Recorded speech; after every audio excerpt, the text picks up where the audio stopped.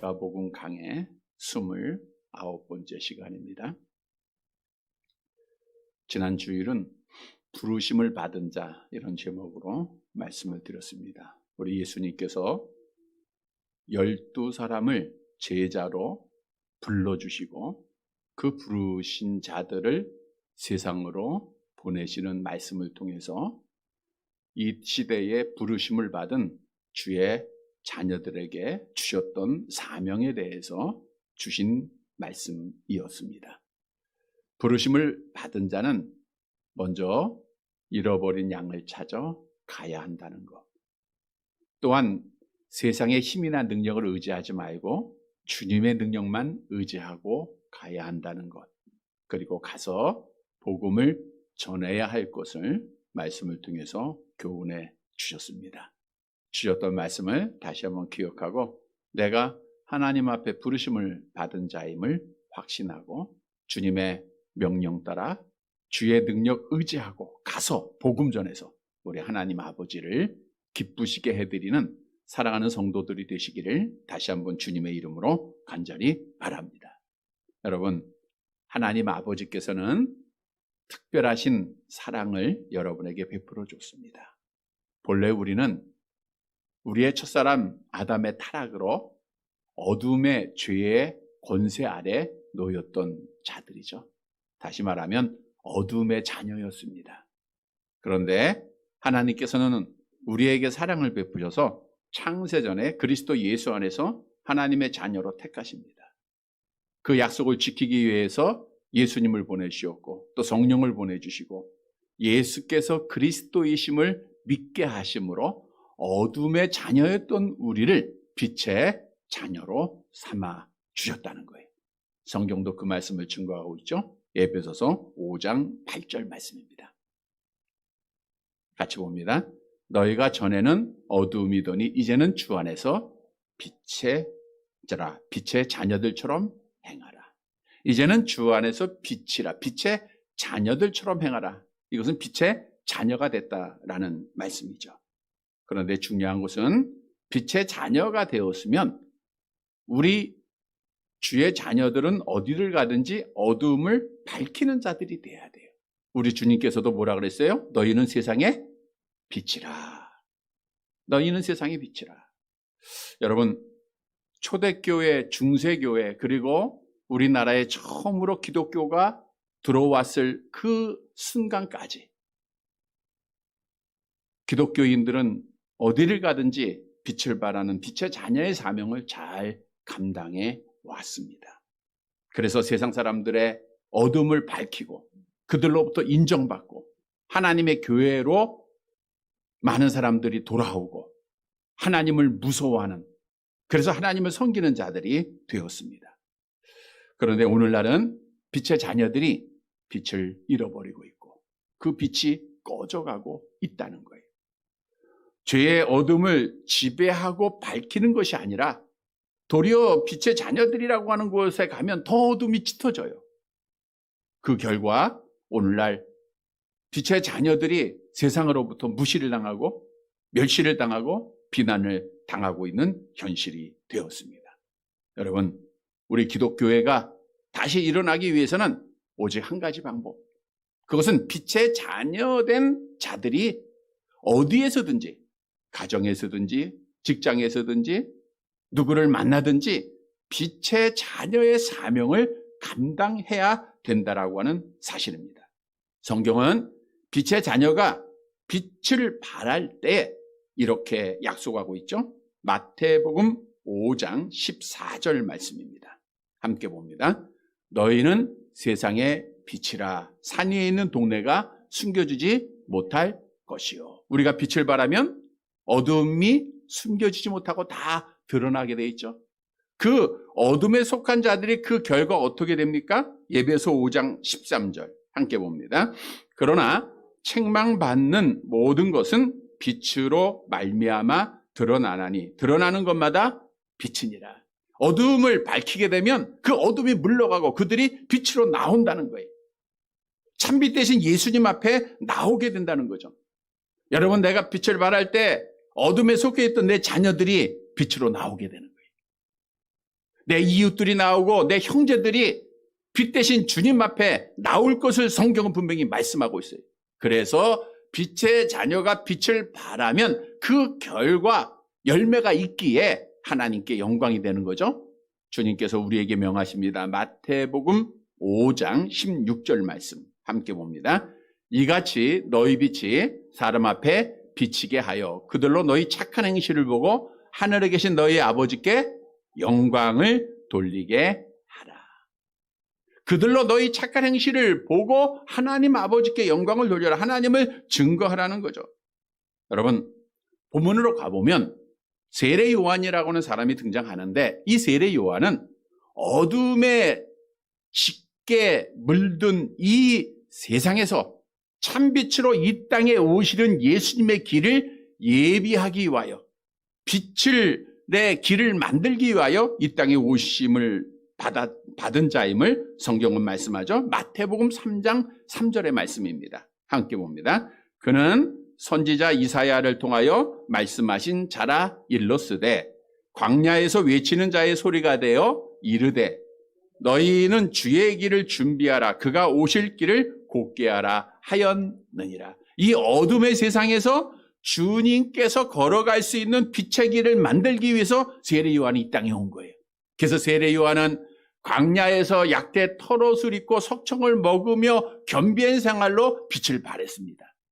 세례 요한은 요단강에서 회개 세례를 베풀며 빛을 발했고 회개하라 천국에 가까웠느니라 복음을 전하고 이적을 행하면서 빛을 발하여 주님의 길을 잘 예비했다라고 하는 사실이죠. 여러분, 우리가 하나님의 은혜로 특별한 사랑으로 주의 자녀, 빛의 자녀가 되었으면 우리는 예수 그리스도의 다시 오심을 기다릴까요? 안 기다릴까요? 기다리고 있죠. 기다린다고 하는 것은 준비하는 자가 되라는 거예요. 그냥 막연하게 기다린 것이 아니라 주님의 재림을 마치 세례 요한처럼 준비해야 돼요. 다시 말하면 세례 요한이 참빛 대신 예수님의 오심을 준비하게 하여 빛의 자녀로서의 사명을 잘 감당한 것처럼 오늘날 빛의 자녀된 우리가 주님의 다시 오심을 준비할진데 그 빛의 자녀의 사명을 잘 감당해야 된다는 거예요. 그래야 우리 주님 오시는 거예요. 이렇게 빛의 사명을 감당하는 자가 주님 오시는 그 마지막 날에 복받는 자인 줄 믿으시기를 바랍니다. 오늘 본문의 말씀은 빛의 길을 준비한 세례 요한이 어떤 삶을 살았는가, 어떻게 빛의 자녀로서 예수님의 오심을 준비했는가를 말씀해주고 있습니다. 따라서 오늘 말씀을 통해서 내가 빛의 자녀 되었음을 다시 한번 확신하고 세례 요한처럼 빛을 발하는 자가 되어서 주님의 오심을 잘 준비하여 하나님께 영광을 돌리고 마지막 날에 복을 받는 사랑하는 성도들이 되시기를 간절히 바랍니다. 첫째 대지로 빛의 자녀는 세상을 두려워하지 말아야 합니다. 세상을 두려워하면 믿음을 지킬까요? 못 지킬까요? 못 지키는 거예요. 그래서 세상을 두려워하지 말라는 것은 끝까지 믿음을 잘 지키는 자가 되라는 뜻이겠죠? 본문 14절 말씀을 함께 보겠습니다.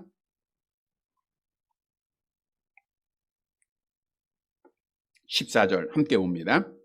이에 예수의 이름이 드러난지라 헤롯 왕이 듣고 이르되 이는 세례 요한이 죽은 자 가운데서 살아났도다. 그러므로 이런 능력이 그 속에 일어나느니라 하고. 이에 예수의 이름이 드러난지라라는 것은 예수님의 소문이 널리 퍼졌다라는 뜻입니다. 우리 예수님께서 갈릴리 지역을 중심으로 사역을 준비합니다. 복음을 증거하십니다. 많은 병자들을 고치세요. 그러니까 그 소문이 퍼질까요? 안 퍼질까요? 퍼지게 되죠. 그래서 그 퍼진 소문이 누구까지 갔냐 하면 헤롯 왕이 듣게 됐다. 그래서 여기서 헤롯 왕이란 누구를 의미하는가? 헤롯이라고 하는 뜻은 영웅적인 모습을 지닌 자 이런 뜻을 가지고 있는데 신약에 보면 이 이름은 예수님 시대에 권력을 휘두르던 악한 왕으로 다 기억이 되어지고 있습니다. 본문의 헤롯은 아기 예수님을 죽이려고 베들레헴에서 유아 학살을 감행했던 헤롯 대왕은 아니에요. 헤롯 대왕은 유대 전체를 다스렸던 로마 황제의 권한을 받아서 다스렸던 자였고 오늘 본문의 헤롯은 2세입니다. 헤롯 안티파스를 말하고 있는데 주후 20년에서 39년까지 통치를 했어요. 그는 분봉왕이 됐습니다. 이제 로마 황제가 헤롯 대왕이 죽자 그의 아들 중 한 사람에게 맡긴 게 아니고 그의 자녀들과 딸에게 나라를 나누어서 맡겼어요. 그 중에 헤롯 안티파스는 갈릴리와 베레아 지역을 통치하는 왕입니다. 우리가 잘 아는 내용이 있는데 이 헤롯 2세는 아라비아의 왕의 딸을 아내로 맞이하게 됩니다. 그런데 그 후에 자신의 동생이었던 헤롯 빌립이 있어요. 그 처였던 또 이 처가 자기의 조카입니다. 헤로디아라고 하는 여인과 불륜의 관계를 맺어요. 그러다가 결국에는 이혼을 하고 이 헤로디아를 자기의 부인으로 맞이하게 되죠. 따라서 본처가 고국 아라비아로 돌아가게 되고 수욕을 느낀 아라비아 왕은 주후 37년에 헤롯이 관할하였던 영토를 침략을 해서 헤롯에게 막대한 타격을 입혔습니다. 그럼 그 소문이 로마 황제에게 들어가게 되겠죠. 그래서 그 일로 인하여 이 헤롯 2세는 주후 39년에 갈릴리 로마의 갈리굴라 황제로부터 유배를 당해서 지금의 프랑스 리옹에서 죽게 됩니다. 이렇게 비참한 결과를 맞이했지만 이 당시 예수님이 사역할 당시의 헤롯의 권력은 대단했습니다. 그 헤롯은 로마로부터 통치권을 위임받았기 때문에 그가 자기의 권력을 가지고 사람을 다스리는, 죽이고 살리는 일을 했던 자예요. 근데 그 헤롯에게 한 가지 소문이 들렸는데 누구의 소문이 들린 거예요? 예수의 소문이 들린 거예요. 예수님이라는 사람이 있는데 광야에서 이렇게 말하고 이런 일을 행하더라 라고 하는 소문을 듣자마자 이 헤롯 왕이 뭐라고 얘기했는가? 오늘 본문에 보니까 뭐래요? 이는 세례 요한이 죽은 자 가운데서 살아났도다. 예수님의 소문을 듣고 이거 세례 요한이 했던 거 아니야? 세례 요한의 능력이 그 속에 일어나느니라. 오늘 본문의 말씀은 세례 요한의 영이 살아나서 예수라고 하는 청년에 들어갔기에 예수님이 세례 요한처럼 말하고 세례 요한이 행하였던 능력을 행하고 있다라고 헤롯 왕은 믿었던 거죠. 즉 헤롯은 하나님을 알지 못하는 어리석은 지식을 가지고 오늘날 다른 종교에서 유네스를 주장하는 것처럼 그의 세례 요한의 죽은 영혼이 예수에게 들어갔다 이렇게 믿고 있었던 거예요.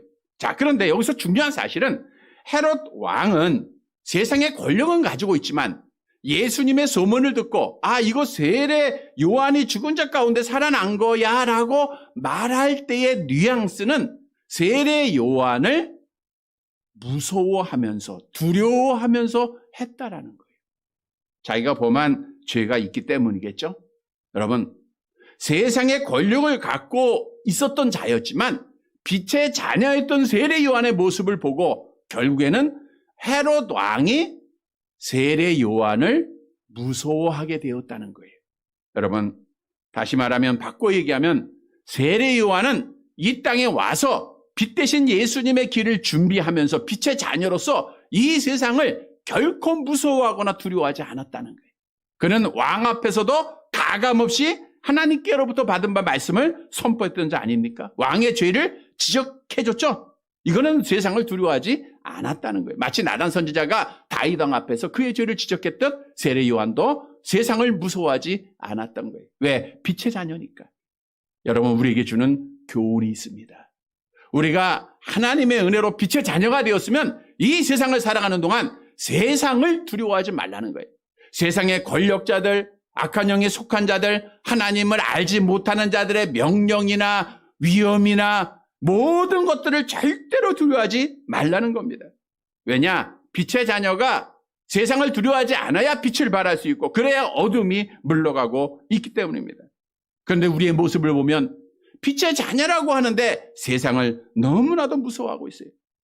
하나님보다 세상을 무서워하니까 하나님의 명령보다 세상의 명령에 더 큰 비중을 둡니다. 그리고 세상에서 명령을 내립니다. 교회 문을 닫으라 하면 닫습니다. 10%만 예배드리라 하면 10%만 예배드립니다. 20%만 예배드리라 하면 20%만 예배드립니다. 이제 교회를 가도 된다 하면 갑니다. 가지 말라 하면 안 갑니다. 이 모든 명령이 하나님의 말씀에서 어떻게 하고 있느냐? 하나님의 말씀에 우리가 눈을 연 것이 아니라 세상의 뉴스에 눈을 열어요. 그리고 그 말씀을 따라 행하고 있다는 거죠. 그러다 보니까 빛의 자녀들이 인정을 받지 못해요. 하나님의 영광이 가려져요. 죄악의 어둠이 물러가고 있지 않다는 겁니다. 여러분, 우리 기독교는 언급한 대로 세상을 이기는 자들에 대해서, 세상을 두려워하지 않고 믿음을 지키는 자들을 통해서 지금까지 존재되어 있는 종교라는 것을 우리 잊지 말아야 돼요. 세례 요한처럼 세상을 두려워하지 아니하고 믿음을 지키고 헤롯 왕 앞에서도 사명을 감당하는 자들을 통해서 하나님의 교회가 세워졌다는 거예요. 분명한 한 가지의 사실을 말씀드립니다. 우리가 세상을 두려워하지 아니하고 세상을 무서워하지 아니하고 믿음을 지키면 세상은 빛의 자녀들을 두려워하게 돼 있다는 거예요. 이 세상은, 하나님을 알지 못하는 자들은 빛의 자녀와 함께 계시는 여호와 하나님을 무서워하게 된다는 거예요. 좋은 예들이 많습니다. 사드락, 메삭, 아벳느고, 다니엘의 세 친구가 바벨론의 포로로 잡혀가요. 이 젊은 청년들이 지혜로운 자들이었죠. 그들의 믿음을 지켜요. 세상에 속한 자들과 다르게 저들이 우상을 숭배하지 않습니다. 그랬더니 이 바벨론의 왕이, 느부갓네살 왕이 금신상을 만들어 놓고 절하지 않는 자들에게 풀무불에 던진다 그랬어요. 그 왕의 명령이 선포됐음에도 불구하고 이들은 우상 앞에 절을 하지 않습니다. 세상의 말을 무서워하지 않고 왕의 말을 두려워하지 않고 믿음을 지켜요. 그 결과 풀무불에 던짐을 받았죠. 그랬더니 하나님이 천사를 보내셔서 저들의 머리카락 하나 상하지 않도록 지켜줬어요. 그 광경을 바벨론의 느부갓네살 왕이 봐야 안 봐요? 보죠. 하나님을 알지 못했던 느부갓네살 왕이 뭐라고 얘기합니까? 다니엘서 3장 28절을 보세요. 다니엘서 3장 28절 함께 봅니다. 느부갓네살이 말하여 이르되 사드락, 메삭, 아벳느고의 하나님을 찬송할지로다. 그가 그의 천사를 보내사 자기를 의리하고 그들의 몸을 바쳐 왕의 명령을 거역하고 그 하나님 밖에는 다른 신을 섬기지 아니하며 그에게 절하지 아니하는 종들을 구원하셨도다. 여호와 하나님의 천사를 보내어 그들을 구원하는 모습을 보니까 느부갓네살 왕, 이방 나라의 왕이 하나님을 알지 못하는 자가 하나님을 찬송하고 있는 거예요. 하나님을 무서워했다는 거예요. 다니엘도 같은 경험을 합니다. 왕 외에 누구에게 기도하거나 절하면 사자굴 속에 던져진다라고 하는 왕의 금령이 선포됐음에도 불구하고 다니엘은 3번씩 하나님 앞에 기도하는 걸 쉬지 않았어요. 그래서 결국 다니엘이 사자굴 속에 던짐받죠? 그때에 다리오 왕이 뭐라고 고백합니까? 다니엘서 6장 26절 함께 봅니다. 내가 이제 조서를 내리노라. 내 나라 관할 아래에 있는 사람들은 다 다니엘의 하나님 앞에서 떨며 두려워할지니 그는 살아계신 하나님이요 영원히 변하지 않으실 이시며 그의 나라는 멸망하지 아니할 것이요 그의 권세는 무궁할 것이며. 다리오 왕은 이방 나라의 왕이었지만 하나님께서 천사를 보내어 사자의 입을 막으시고 다니엘을 지켜주신 것을 보았던 거예요. 다시 말하면 왕의 명령 두려워하지 아니하고 세상의 권력자 두려워하지 아니하고 믿음을 지키는 다니엘의 모습을 본 거예요. 그 결과 이 다리오 왕도 느부갓네살 왕처럼 여호와 하나님을 두려워하고 하나님을 찬양하고 있다는 거예요. 여러분, 이것이 오늘날 빛의 자녀가 가져야 될 사명인 거예요. 우리가 빛의 자녀로서 세상 무서워하지 아니하고 세상의 권력자 두려워하지 아니하고 믿음을 지키면 하나님 앞에 영광이 되는 거예요. 그래서 성경도 우리는 마땅히 두려워할 자가 누구인가를 우리에게 분명히 말씀하고 있죠. 누가복음 12장 5절 말씀입니다. 함께 봅니다. 마땅히 두려워할 자를 내가 너희에게 보이리니 곧 죽인 후에 또한 지옥에 던져넣는 권세 있는 그를 두려워하라. 내가 참으로 너희에게 이르노니 그를 두려워하라. 우리가 죽음 후에 지옥에 던져놓는 분이 누굽니까? 여호와 하나님이며. 이 세상의 권세를 잡은 자들은 그 한순간밖에 힘이 없는 자들이에요. 그들이 우리를 지옥에 던져놓지 못합니다.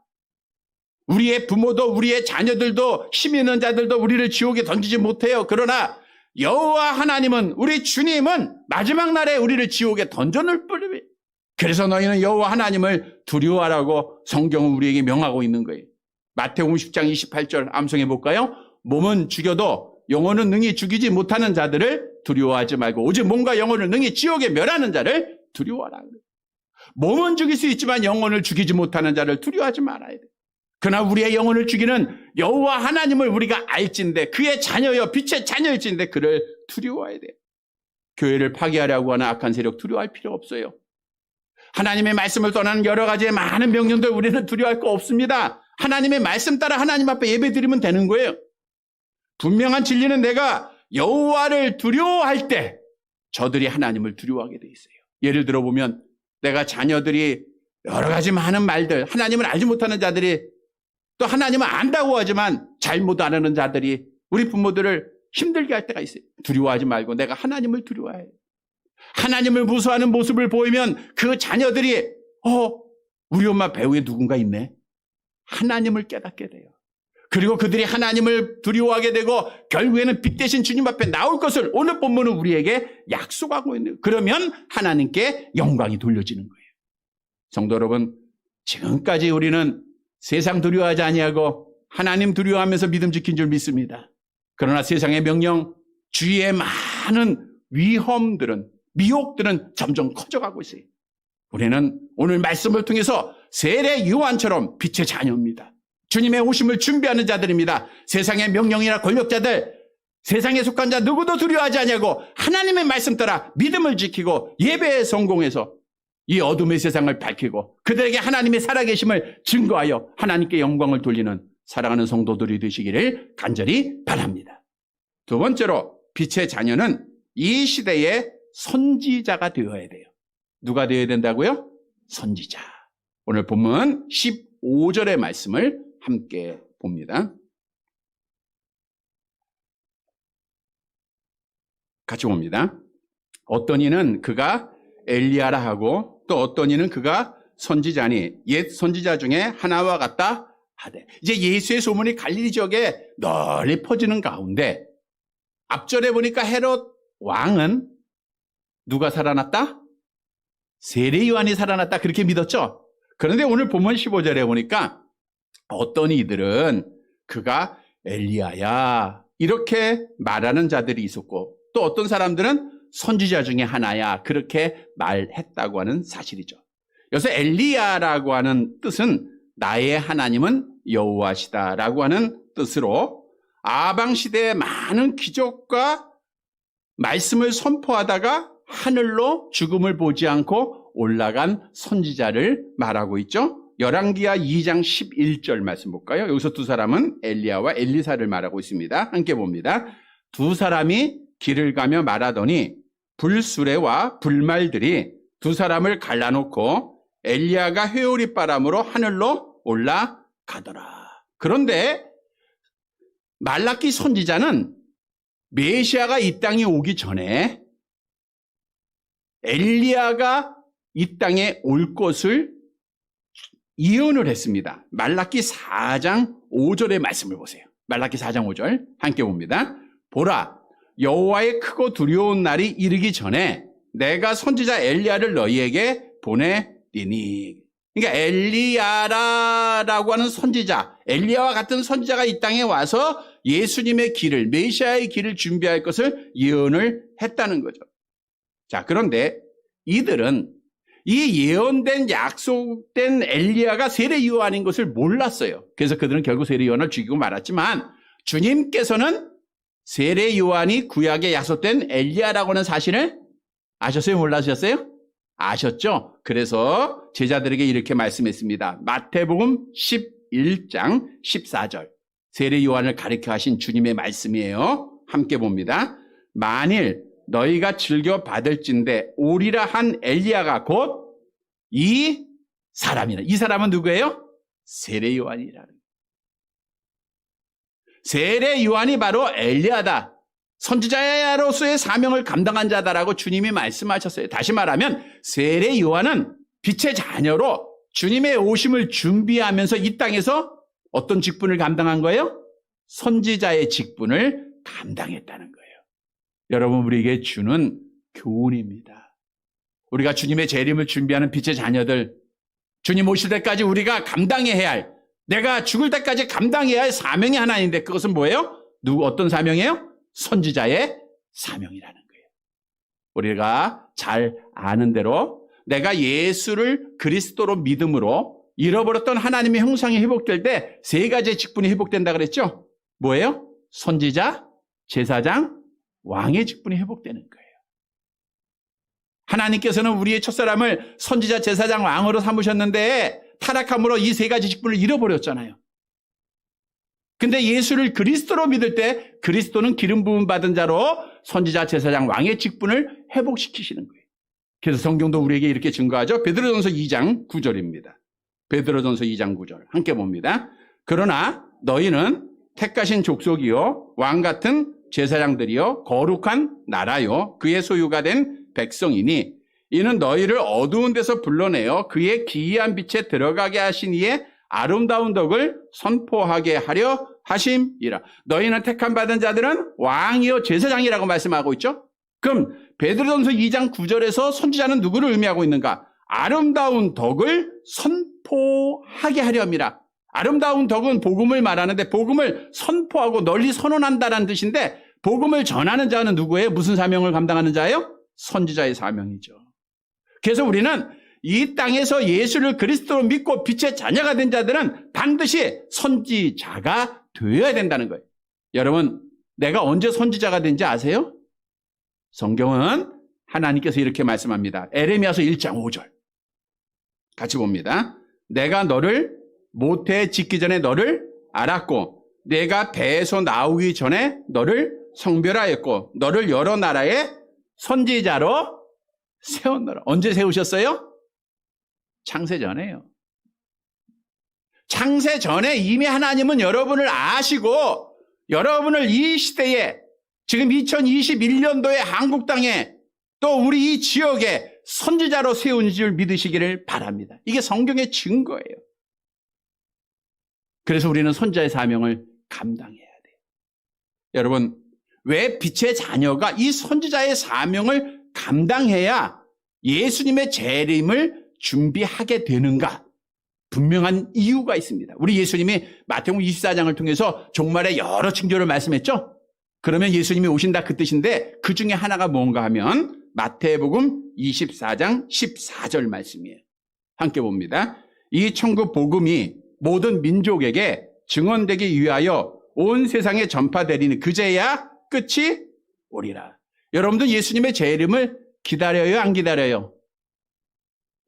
천국 갈 자는 기다릴 거고 천국에 대한 확신이 없으면 아이고 좀 무서운 날이 되니까 안 기다릴 거고, 우리는 하나님을 믿고 있는 빛의 자녀로서 예수님의 재림 기다려요, 안 기다려요? 네, 기다리는 자들이 되시기를 바랍니다. 그럼 기다릴진데 어떻게 기다려야 돼? 언제 오세요? 천국 복음이 세상에 다 전파될 때 오신다. 그러면 그 사명을 선지자들인 우리가 감당해야 되는 거예요. 내가 복음을 전할 때, 내가 예수님을 증거할 때 예수님의 재림을 준비하는 거예요. 이게 하나님 앞에 영광이 되는 겁니다. 여러분, 이 시대 선지자들의 전하는 내용은 복음밖에 없어요. 오늘날 이 시대는 하나님을 알지 못해서 천국 가는 길을 잃어버린 자들이 지난주에도 말씀드린 대로 얼마나 많이 있습니까? 우상을 숭배하는 자들이 많고 미신을 섬기고 요즘은 점집들이 잘 된대요. 내가 뭘 어떻게 하면 잘 될 것인가? 근데 점 보는 사람 치고 잘 된 사람은 없죠. 여러분, 우리는 이렇게 어리석은 하나님이 가증 여긴 일을 해서는 안 돼요. 우리의 생사복은 여호와 하나님 앞에 달려있는 겁니다. 우리는 하나님의 말씀에 귀 기울이고 하나님을 섬기는 자가 되리 돼. 그렇게 이렇게 정말 어리석은 일을 행하다가 지옥의 불에 떨어져서 영원히 멸망할 자들을 구원하는 일을 하나님이 마지막 시대에 우리에게 맡기셨다는 거예요. 그러니까 나의 사명이 얼마나 큰 겁니까? 내가 회개하라 천국이 가까웠다, 예수 믿고 천국 가라 라고 증거할 때 내 자녀들이 지옥불에서 건져지는 거예요. 내가 증거할 때 우리 이웃들이 하나님 앞에로 돌아오고 참목자 되신 예수를 만나게 된다는 거예요. 그래서 우리는 시대의 선지자임을 잊지 말고 빛의 자녀들은 선지자의 사명을 감당해야 된다는 거예요. 성도 여러분, 오늘 본문의 세례 요한은 빛의 자녀로 이 땅에서 주님의 오심의 길을 빛을 밝히며 준비했는데 선지자의 사명을 감당하면서 복음을 증거하면서 그 사명 감당했습니다.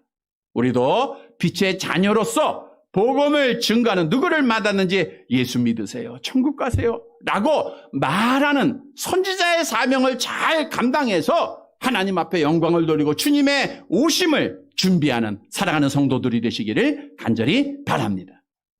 세 번째, 마지막 대지로 빛의 자녀는 죄를 이기는 자가 돼야 돼요. 죄를 이겨야 된다. 본문 16절 말씀 보도록 하겠습니다. 본문 16절 같이 봅니다. 헤롯은 듣고 이르되 내가 목벤 요한 그가 살아났다 하더라. 자, 세례 요한은 헤롯에 의해서 죽었어요. 근데 오늘 본문에 보면 헤롯은 그 사실을 스스로 고백하고 있어요. 본문 14절에서도 야, 세례 요한이 살아났다 말했죠. 그리고 오늘은 구체적으로 이렇게 말합니다. 헤롯이 내가 목벤 요한. 그러니까 세례 요한은 누가 목을 뱄어요? 헤롯 왕이 스스로 목을 뱄다 그 뜻이에요. 자, 그러면 이 고백을 왜 했겠는가? 앞에서 언급한 대로 헤롯 왕은 세례 요한을 무서워했어요? 안 무서워했어요? 무서워했어요. 두려워했습니다. 왜 두려움이 그에게 있었을까요? 죄 없던 세례 요한을 죽였던 죄 때문입니다. 여러분, 사람은 죄를 지면 무서워요. 운전을 하다가도 교통법규를 그대로 잘 지켰으면 뒤에서 경찰차가 와도 무서워요? 안 무서워요? 안 무섭죠? 그런데 잘 지켜도 무서워할 때가 있어요. 어떤 죄를 졌다는 거예요. 죄를 지면 아담과 하와처럼 하나님 무서워서 피하게 돼 있고요. 가인처럼 숨게 돼 있어요. 마찬가지로 오늘 본문에 헤롯 왕은 세례 요한을 죽인 죄로 인하여 그 죄 때문에, 죄책감 때문에 두려움이 있었다고 하는 사실을 오늘 본문은 말씀해 주고 있어요. 그러나 세례 요한은 죄를 이기는 자였어요. 그는 죄를 범하지 않고 죄를 이겼기에 담대하게 하나님의 사역을 감당하고 빛을 발했다는 거예요. 여러분, 오늘 우리에게 주는 교훈입니다. 빛의 자녀는 이 시대에 죄를 이기는 자가 돼야 돼요. 이러한 성도들이 되시기를 간절히 바랍니다. 지난 수요일에 우리에게 하나님이 주셨던 말씀이 있어요. 본래 우리는 아담의 타락으로 말미암아 죄에 팔린 자였다 그랬죠? 죄에 팔린 자는 죄의 종이요. 죄를 짓다가 그 죄 때문에 지옥 가야 할 본질상 진노의 자녀였다는 거예요. 그런데 중요한 사실이 있어요. 하나님께서 우리를 사랑하셔서 성령으로 거듭나게 하시고 새로운 피조물 되게 하셨어요. 그리고 빛의 자녀로 삼아줬는데 새로운 피조물로 삼으셨다고 해서 나의 옛사람이 다 없어진 것이 아니라는 거예요. 그래서 예수를 믿고 거듭난 후에 나는 누군가? 내 안에 두 사람이 싸우는 자다. 이렇게 말씀을 드렸어요. 여러분, 예수를 믿는 자에게는 옛사람이 있고 새사람이 있습니다. 성령에 속한 자가 있고 육신에 속한 자가 있어요. 이 두 사람이 계속해서 싸우는 거예요. 새 사람은 하나님의 말씀의 뜻을 이루려고 하고 옛사람은 하나님을 떠나게 하고 옛성계의 육체의 소욕에 따라 행하게 하고 우리를 멸망의 길로 인도하는 것이 옛사람의 일이에요. 그래서 사도 바울이 예수를 믿고 난 이후에 고백했던 말씀이었죠. 로마서 7장 21절에서 24절 함께 봅니다. 그러므로 내가 한 법을 깨달았노니 그 선을 행하기 원하는 나에게 악이 함께 있는 것이로다. 내 속사람으로는 하나님의 법을 즐거워하되 내 지체 속에서 다른 법이 내 마음의 법과 싸워 내 지체 속에 있는 죄의 법으로 나를 사로잡는 것을 보는도다. 새 사람은 선을 행하기를 원해요. 하나님의 말씀을 따라 행하기를 원하는데 옛사람이 그걸 자꾸만 막는 거예요. 그래서 사도 바울이 말씀합니다. 로마서 7장 24절 보세요. 함께 봅니다. 오호라 나는 공고한 사람이로다. 이 사망의 몸에서 누가 나를 건져내랴. 여기서 공고한 사람이라는 것은 전쟁에서 패배하여 적의 포로로 잡혀있는 병사가 지쳐있는 그 모습이에요. 내가 원하는 것을 하지 못하다가 지쳐서 쓰러져 있는, 영적으로 쓰러져 있는 자기의 모습을 하나님 앞에 고백하며 누가 나를 이 사망의 몸에서 건져내랴. 구원자를 찾고 있었다는 거죠. 그 구원자는 누굽니까? 로마서 7장 25절 상반절 말씀 보세요. 함께 봅니다. 우리 주 예수 그리스도로 말미암아 하나님께 감사합니다. 이건 뭐예요? 우리 주 예수 그리스도께서 많이 나에게 승리를 주시는 분이에요. 죄를 이기게 하신 분이라는 겁니다. 그래서 그는 하나님 앞에 감사함으로 하나님 앞에 예배한 거예요. 여러분, 빛의 자녀들은 오직 예수 그리스도 안에서만 세상의 죄를 이길 수 있음을 믿으시기를 바랍니다. 왜냐? 빛의 자녀들은 주님께서 그 말씀을 우리의 심령 속에 넣어주세요. 그러면 하나님의 말씀이 있으면 우선 죄를 이길 수가 있어요. 시편 119편 11절 암송할까요?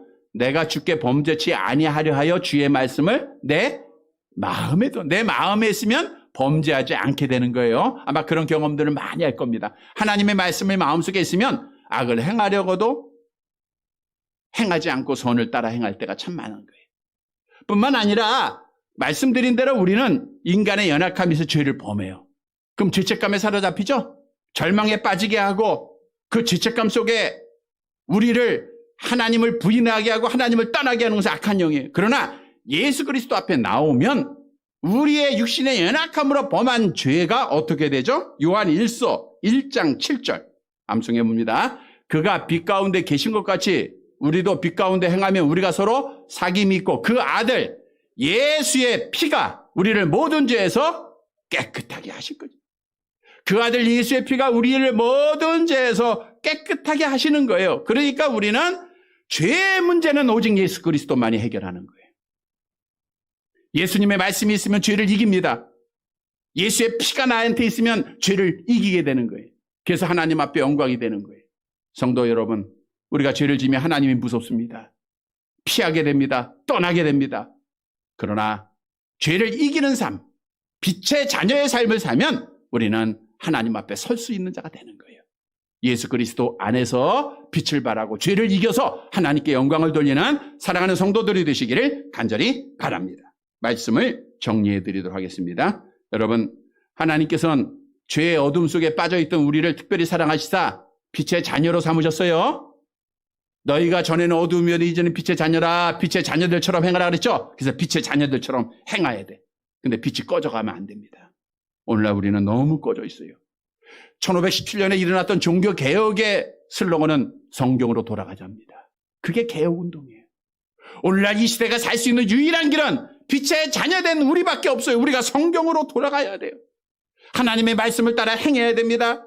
가정에서, 직장에서 누구를 만나든지 빛의 자녀의 사명 감당해야 돼요. 빛을 발할 때 어둠이 점점 물러가고 이제는 빛으로 온 땅이 밝아지고 그러면 주님이 오시는 거예요. 성도 여러분, 그러면 빛의 자녀는 어떤 삶으로 어둠을 밝혀야 되는가? 세례 요한의 모습을 통해서 오늘 교훈했죠? 첫째로는 어떻게 해야 돼요? 세상을 두려워하지 말아야 돼요. 그럼 믿음 지키는 거예요. 두 번째로는 무슨 사명? 선지자의 사명 감당해야 돼. 세 번째는 뭐 하지 말아야 돼요? 죄를 이겨야 돼요. 죄를 짓지 말아야 돼요. 사랑하는 성도 여러분, 오늘 말씀을 통해서 주셨던 사명 잘 기억하고 내가 빛의 자녀입니다. 이제는 일어나서 빛을 발아요. 작게라도 발하세요. 그래서 어둠을 물리쳐서 우리 하나님께 영광을 돌리고 주님의 오심을 준비하는 사랑하는 성도들이 되시기를 주님의 이름으로 간절히 바랍니다. 하나님 아버지, 어둠에서 영원한 어둠에 빠져야 할 저희들을 특별히 사랑하시사 빛의 자녀 삼아주신 것 감사를 드립니다. 나의 삶으로, 입으로 빛을 발하지 못하였던 죄악들을 고백합니다. 용서해 주옵소서.